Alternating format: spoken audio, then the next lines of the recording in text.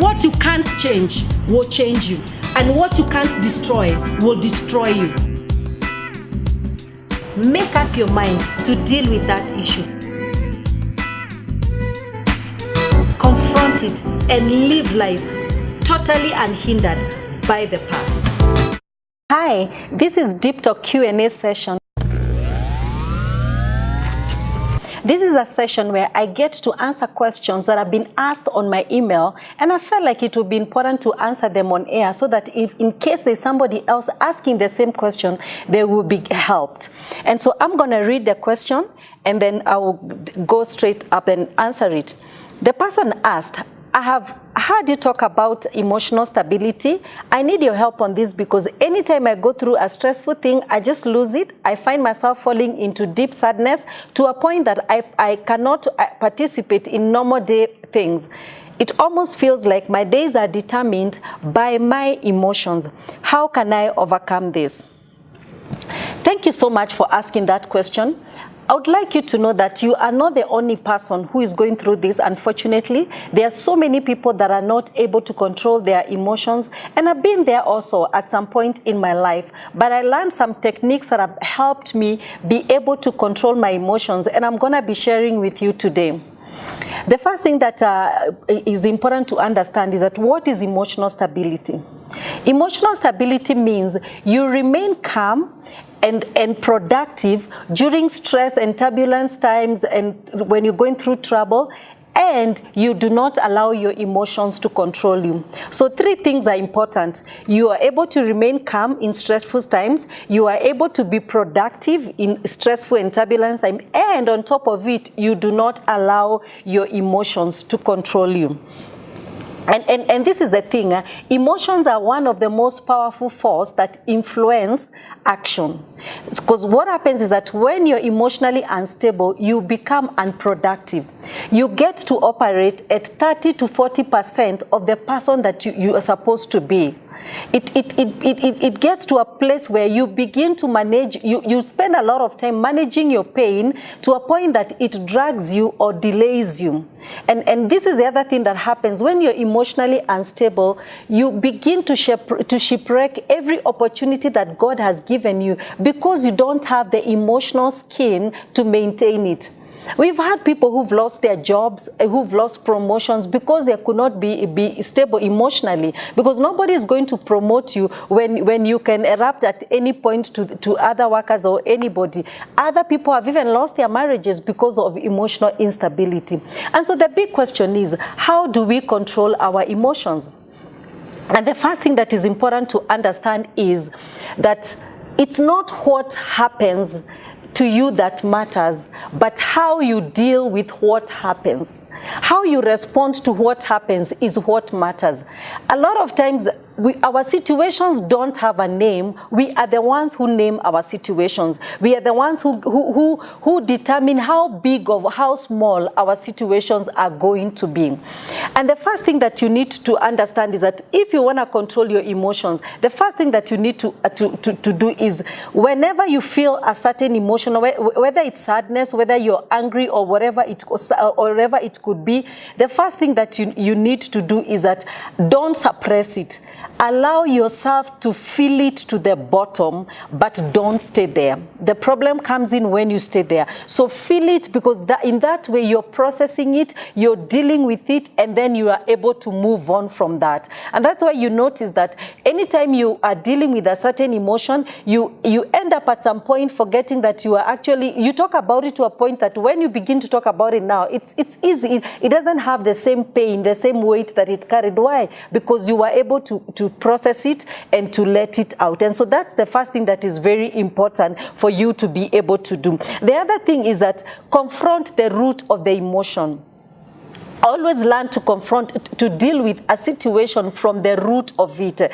This means that if you find yourself emotionally unstable because of a certain relationship that you're in, then it's time to make up some decisions. Do you need to be in that relationship? The other thing is, could it be that it's out of something maybe your spouse does and you're not happy about it? Then you know that it's time to have that talk and be able to deal with that problem from the root, so that you can be able to control that emotion.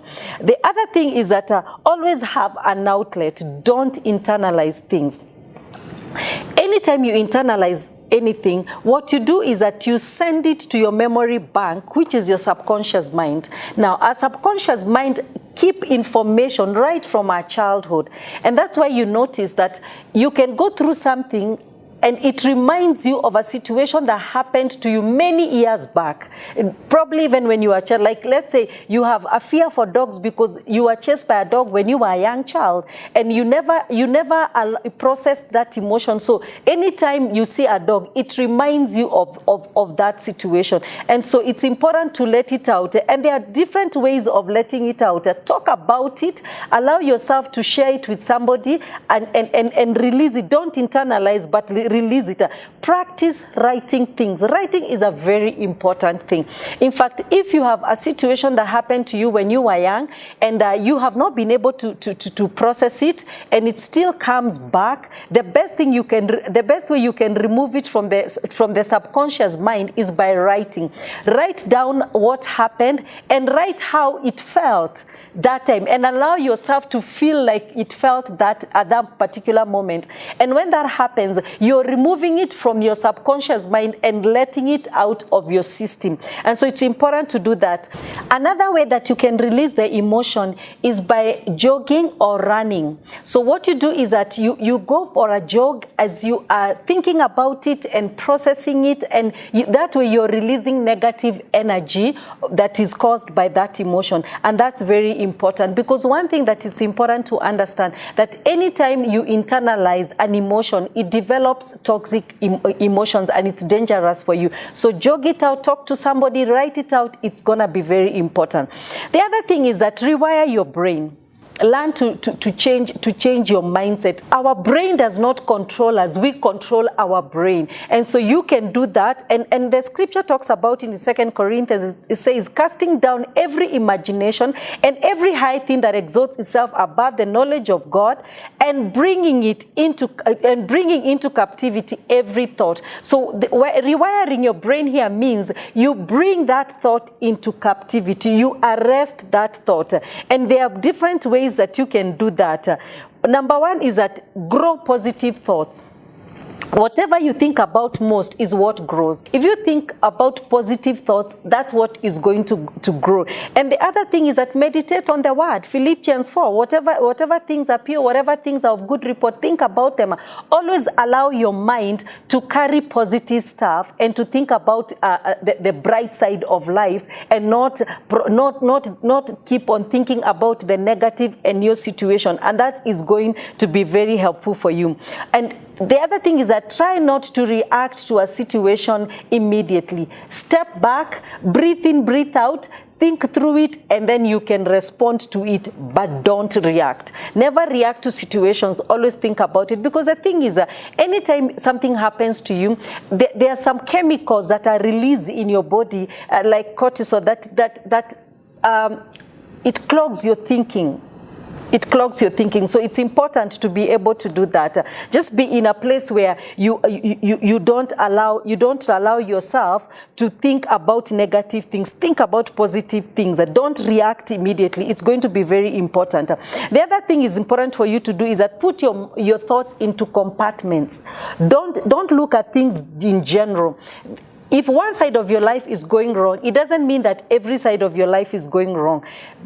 Deal with it in their compartments. If you're having stress at work, it is your work that is stressful. It's not every part of your life. And don't bring it home. Let it deal with it at the office, and then come home and enjoy your family and every other thing.